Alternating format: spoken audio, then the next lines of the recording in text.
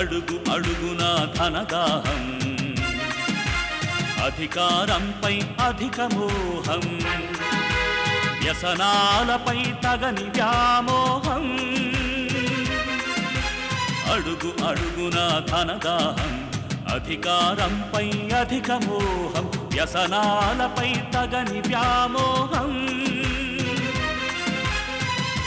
ఆధునిక సమాజమేవో ఆటవిక సమూహం, స్వార్థపరుల సందోహంలో ధర్మం ఉనికేవో సందేహం. మనసున్న మనిషికి ప్రతి నిమిషం ఎదురయ్యేను ఓ పద్మవ్యూహం, పద్మవ్యూహం, పద్మవ్యూహం.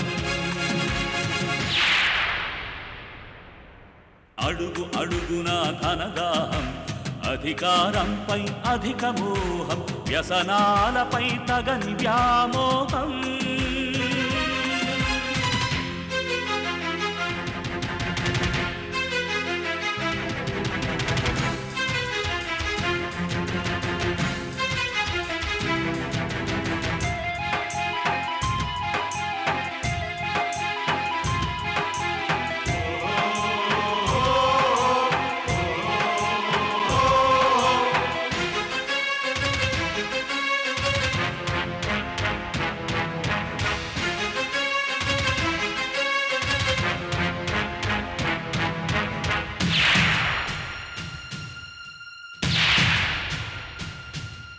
ప్రతి కదలిక వెనుక ఓ లాభానికై చింత, అవసరం లేకుంటే అరక్షణమైన నిలువరు నీ చెంత. ప్రతి కదలిక వెనుక ఓ లాభానికై చింత, అవసరం లేకుంటే అరక్షణమైన నిలువరు నీ చెంత. ఇది కన్నీటినే వేలం వేసే కసాయి సంత, ఇది కన్నీటినే వేలం వేసే కసాయి సంత. విలువలకై వెతుకులాట నేడొక పెద్ద వింత, విలువలకై వెతుకులాట నేడొక పెద్ద వింత.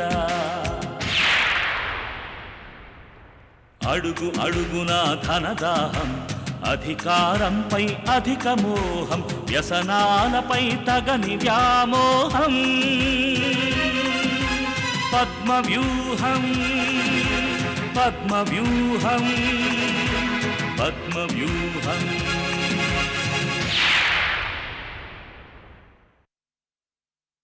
గౌరమ్మ తల్లి అంటూ ఆప్యాయంగా పిలిచే మా తాతని కూడా ఆ దేవుడు నాకు దూరం చేసేశాడు.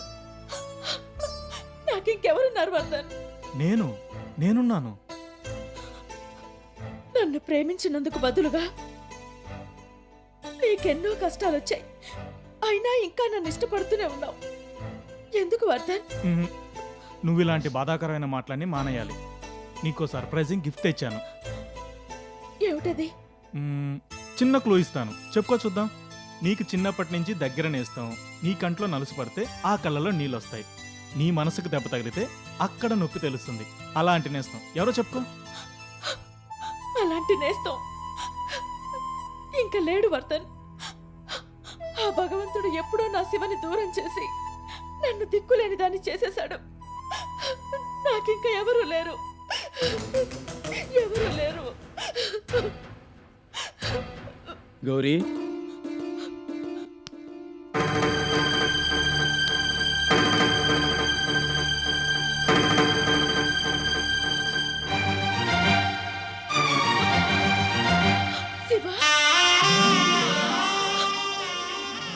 వర్ధన్, మన శివ. శివ, మరి నువ్వు పోయావని? అదంతా నాటకం. ఇప్పుడు ఎందుకులే ఆ సంగతి? నువ్వే చేసావా అదంతా? ఎవరు చేస్తేనే జరిగిపోయిందిగా. నువ్వు బతుకున్నావని తెలిస్తే తాత ఎంతో సంతోషించేవాడు. అప్పటికి అందరూ పిచ్చోడు అనుకున్నా సరే నువ్వు బతుకున్నావని చెప్తూనే ఉన్నాడు. నా సంగతి సరే, నువ్వు తాత సంగతి తెలిసి కూడా ఆసుపత్రికి ఎందుకు రాలేదు? ఓ పసుపు తాడు నా కాళ్ళు చేతులు బంధించేసింది శివ. అప్పుడు చంటి భార్య వేషంలో ఉన్నాను. ఆ రంగు తుడుచుకుని వర్ధన్ కోసం రావడానికి ఇంత సమయం పట్టింది. ఏం వర్ధన్ బాబు, ఇప్పటికైనా మా గౌరీని పెళ్లి చేసుకుని మీ ఇంటికి తీసుకెళ్తారా? నేను ఈ నిమిషంలో కూడా రెడీ శివ. కానీ గౌరీయే మా అమ్మా నాన్నలను ఒప్పించి పద్ధతిగా చేసుకోవాలంటోంది. అదే సరైన పని బాబు. శివ, నువ్వు బతుకున్నావని తెలిసాక నాకెంత ధైర్యంగా ఉందో తెలుసా? నాకు నిన్ను ఇలా చూస్తుంటే చాలా సంతోషంగా ఉంది. ఆ, శివ, రేఖ రేఖ ఎలా ఉంది? బాగుందా? ఆ, ఆ, అమెరికాలో రేఖకి ఇంకో పెళ్లి చేసేశారు. పోనీలే, మా మధ్య జరిగింది ఓ పెళ్ళేనా, అంతా బొమ్మలాటలా ముగిసిపోయింది. ఎవరినో ఒకరిని పెళ్ళాడి సుఖంగా ఉండని. నేను ఒక రకంగా తనకు అన్యాయమే చేశాను. రేఖ చేసిన పనులు కన్నానా? ఇప్పుడు రేఖ మారిపోయింది వర్ధన్. మారిపోయింది. ఏ చెట్టెక్కితే ఆ రంగు మారుస్తుంది. తను ఊసరు వెళ్ళి. ఏది జరిగినా మన మంచికెళ్ళే వర్ధన్ బాబు. నేను వెళ్ళొస్తా. ఎక్కడైనా పనిచేస్తున్నావా? ఆ, చదువు సంధ్య లేని నాకు తగ్గ పనే. అయితే మరి ఎక్కడుంటున్నావు? ఓ మంచి మనిషి ఆశ్రయంలో. వస్తా.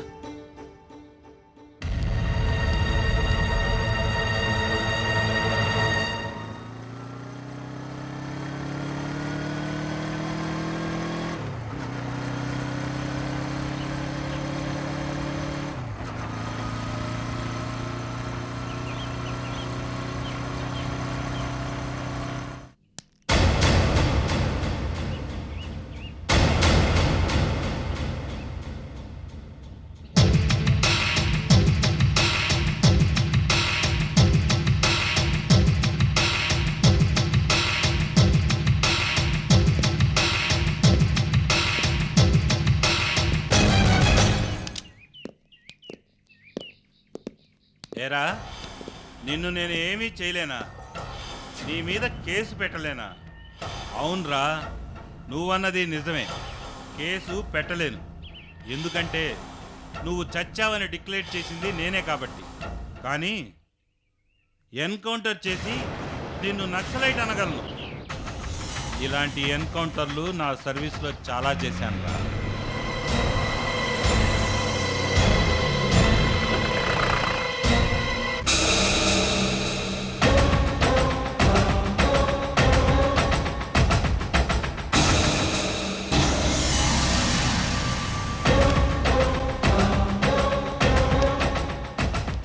నమస్తే నాగేంద్ర అన్న. ఏం జరుగుతుంది? ఇతను నీకు తెలుసా అన్న? శివ నా మనిషి. ఏం? సారీ అన్న, నాకు తెలియక ఆపాను. శివ, నువ్వు వెళ్ళు.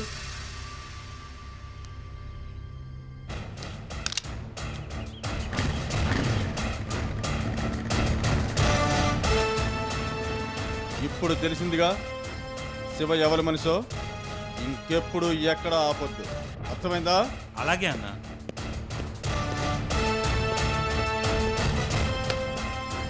పోనీ.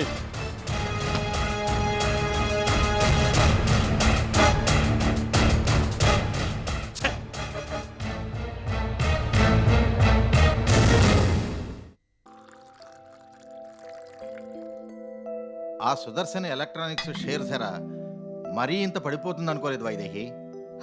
ఆ విషయం నాకు ముందే తెలుసు. అందుకే మన షేర్స్ అన్ని డిస్పోజ్ చేసేసాను.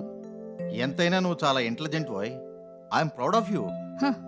ఆ విషయం జగమెరిగిన సత్యమేగా. కొత్తగా మీరు పొగడ్డం దేనికి? ఏరేనన్నా, సరిగ్గా తిండలేదే? ఆకలిగా లేదా? తింటూనే ఉన్నాను. కానీ మీతో ఒక విషయం చెప్పాలని ఎప్పటి నుంచో అనుకుంటున్నాను. కమాన్ చెప్పేసేయ్. మీ అమ్మ మంచి మూడ్లో ఉంది. ఇంతకన్నా మంచి అవకాశం రాదు. చెప్పు నాన్నా. మమ్మీ, నా పెళ్లి విషయం. సరిగ్గా మేము ఆ విషయమే మాట్లాడదాం అనుకుంటున్నాం కదండి. అవునరా, మీ అమ్మ నీకోసం మంచి పిల్లను కూడా సెలెక్ట్ చేసింది. వర్మగారమ్మాయిట. అవును నాన్న, అమ్మాయి బంగారు బొమ్మ. ముఖ్యంగా మనకు అన్ని విధాలా సరిపోయే సంబంధం. మన బిజినెస్ రిలేషన్స్ కూడా బాగా ఉపయోగపడతారు. మమ్మీ ప్లీజ్, నా పెళ్లినైనా మీ బిజినెస్కి ముడిపెట్టకుండా మాట్లాడండి. అదేంట్రా, అంతా నీ మంచి కోసమేగా. వాడేం చెప్పదలుచుకున్నాడో చెప్పని వైదేహి. సరే చెప్పు. నేను గౌరీని పెళ్లి చేసుకోవాలనుకుంటున్నాను. గౌరీనా? లక్ష్మి, నువ్వు లోపలికెళ్ళు. ఏమిటి నువ్వు మాట్లాడేది? అవును మమ్మీ, అందుకే ఇంతకాలం వెయిట్ చేసింది. గౌరీయే నా కాబోయే భార్య. కానీ ఆ అమ్మాయిని ఇంకో అబ్బాయికి భారీగా చూసామే. ఇంకోటి భార్య నువ్వెలా చేసుకుంటావురా? కాదు మమ్మీ, మీరు చూసింది నిజం కాదు, అదంతా ఓ నాటకం. నాటకమా? ఆ, గౌరీ చంటి వాళ్ళ నాన్న ప్రాణాలు కాపాడడం కోసం కొంతకాలం అతనింట్లో అతని భార్యగా నటించింది, అంతే. ఎవడికో కొన్నాళ్ళు పెళ్ళంగా ఉంది అంతే అని ఎంత సింపుల్ గా చెప్పావురా? మొగుళ్ళని చీరలు మార్చినట్టుగా మార్చేది ఈ ఇంటి కోడలుగా రావడమా? చిచి, ఎంత అప్రదిష్ట! మమ్మీ ప్లీజ్, గౌరీ గురించి అలా చీప్గా మాట్లాడుకో. మరి ఆవిడ గారి గురించి ఎంత రిచ్గా మాట్లాడమంటావు? మొదట్లో అది మన స్టేటస్కి తగింది కాకపోయినా గుడిసెల్లోంచి వచ్చిందైనా ఒప్పుకున్నాను, కేవలం నీకోసం. కానీ ఇప్పుడు అది గుణం లేదని తెలిసిన తర్వాత కూడా ఎలా ఒప్పుకుంటాననుకున్నావు? సొసైటీలో నేను తలెత్తుకు తిరగాలా వద్దా? మమ్మీ, గౌరీ గుణానికి ఏం మచ్చలేదు, చాలా మంచిదమ్మా. చంటి భార్యగా నటించింది అంతే, అంతకుమించి వాళ్ళిద్దరి మధ్య ఏ రిలేషన్ లేదు, అర్థం చేసుకో. వాడు అంతగా చెప్తున్నాడుగా. మీరు ఊరుకోండి. అన్నిటికీ ఇలా వెనకేసుకొచ్చే ఇంతవరకు తీసుకొచ్చారు. మన స్టేటస్కు తగిన వర్మ కూతురే ఇంటి కోడలవుతుంది, అంతేకాని ఇలా ఎవరితోనో తిరిగి ఓ కులుము గోత్రము లేకుండా పెరిగిన అలాగ రకం మనిషి నా కోడలు కాలేదు. నేను గౌరీని తప్ప మరొకరిని పెళ్లి చేసుకోను, ఇదే నా ఫైనల్ డెసిషన్.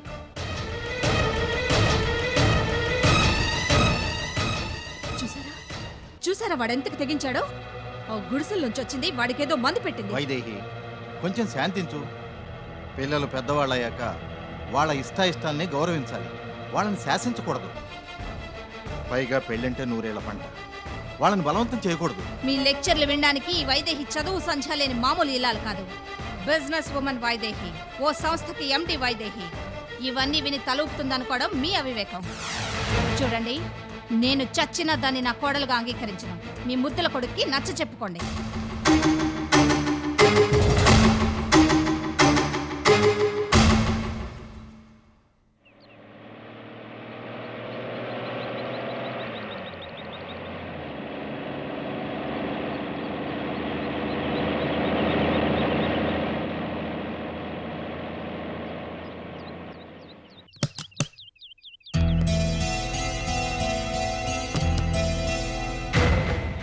ఏమిటి వర్ధన్ గుడికి తీసుకొచ్చావు? చెప్తారా?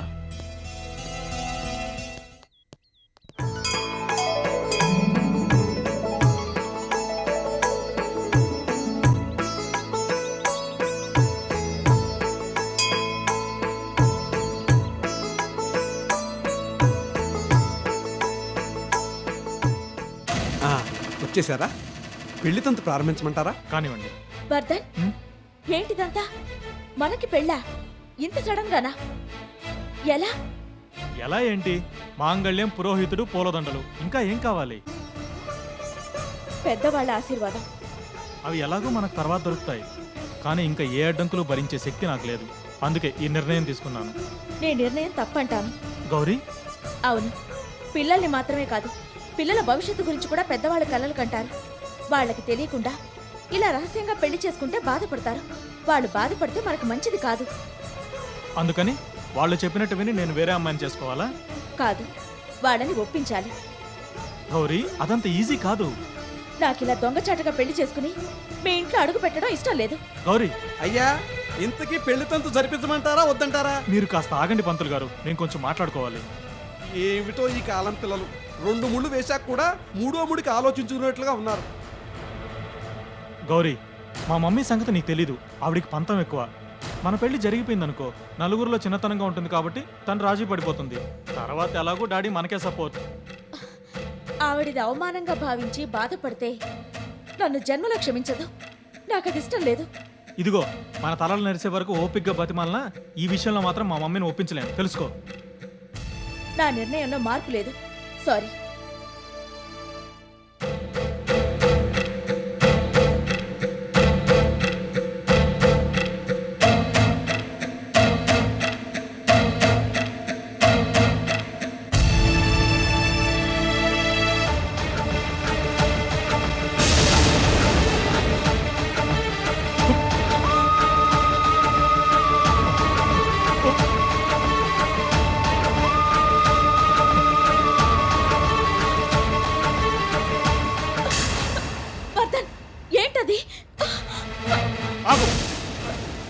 దగ్గరికి వచ్చావంటే నా మీద ఒట్టే.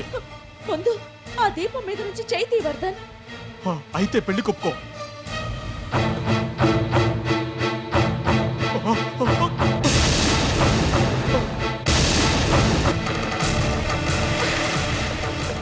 సరే ఒప్పుకుంటున్నాను, చేయి తీ.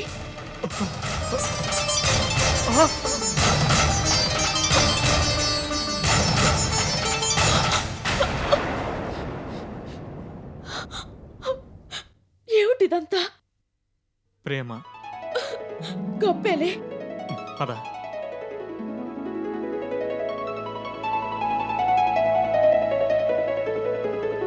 అయ్యా మాంగళ్య ధారణ కానివ్వండి. మాంగళ్యం తంతునానేన మమ జీవన హేతునా కంటే భద్రాని శుభకే త్వం జీవ శరదాం శతం. మాంగళ్య ధారణ ముహూర్తస్తు ముహూర్తోస్తు శతమానం భవతి శతాయుః పురుషశ్చేంద్రియ ఆయుష్యేవేంద్రియే ప్రతిష్టతి. మిస్సెస్ వర్మ, మీరింతగా చెప్పాలా? మా వర్ధనికి నేనెంత చెప్తే అంత. వాణ్ణి పెళ్లికి నేను ఒప్పిస్తానుగా. ఎటొచ్చి కాస్త టైం పడుతుంది. కానీ వాడు వాడేంటి? ఓ, ఫారిన్ టూర్ ఉంది, ఇప్పుడే పెళ్ళొద్దంటున్నాడనా? అదేనా మీరు చెప్పదలుచుకున్నది? నేను చెప్తున్నానుగా, మధ్యలో మీరెందుకు కంగారు పడతారు? ఆలస్యమైనా పర్వాలేదు మిసెస్ నాథ్. మా బేబీ మీ ఇంటి కోడలు కావాలి అంతే. ష్యూర్, మీరేం వరీ అవ్వకండి. కాకపోతే ఆ ఫారిన్ కొలాబరేషన్ వాళ్ళ ఆర్డర్ మీ టెక్స్టైల్స్కే వచ్చేటట్టు చేస్తాను. వర్మ గారికి ఈరోజే చెప్తాను.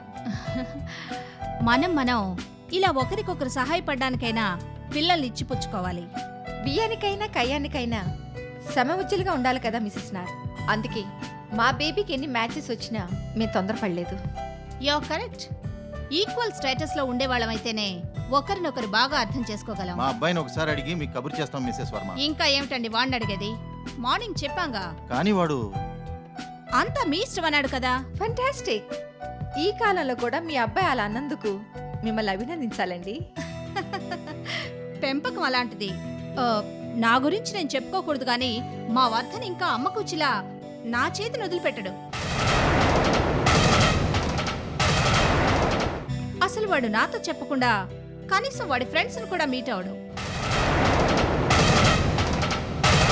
అంతేకాదు, నాకిష్టం లేని పని వాడేదీ చేయడు. మీరెంతో అదృష్టవంతులు మిసెస్ నాథ్.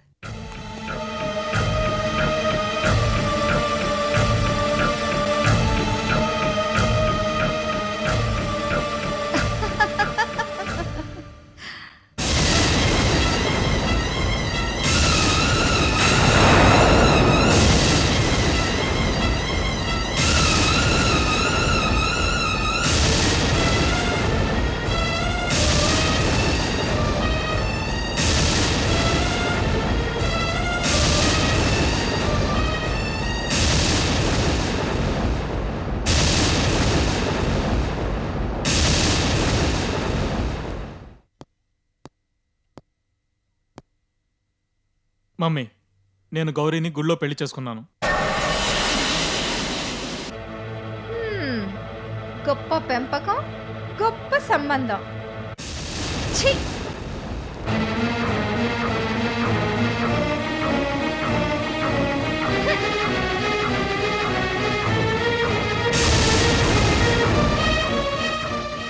మమ్మీ, పెద్ద మనసు చేసుకుని మమ్మల్ని ఆశీర్వదించండి.